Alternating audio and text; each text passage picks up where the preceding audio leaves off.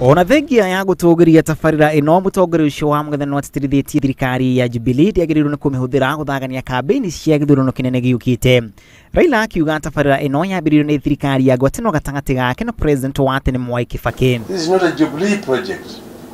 It is a national project. As I've mentioned, it was coined, the idea was coined by the Grand Coalition government. We are the ones who started the negotiations. We're the ones who negotiated the Chinese government and signed the contract at that time.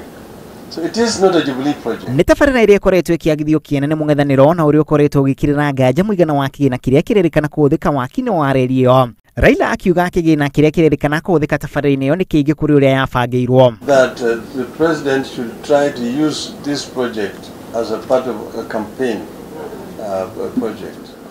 This is a national project which has been executed by the national government on behalf of the people of Kenya.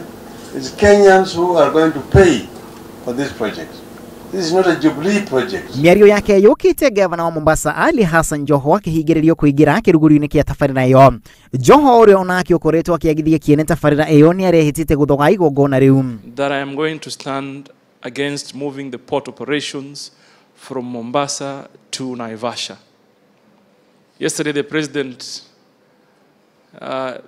made a fool out of us by saying we can't pack the port into some sort of a rucksack and take it to Naivasha. But we know very well you can actually move the operations of the port, and that is what we are saying here, utenda kazi wa port. Waki wa reli no kinyanirio ni unyitaniri wa thirikari ya Kenya na bururi wa China igitanyo kuruta mieke ya mawira matanyihire 30 reli igitanyo kuhuthia mihango ya ukui wa andu mwe na mirigo kuma Nairobi nginyagia Mombasa hamwe na icigo ingi.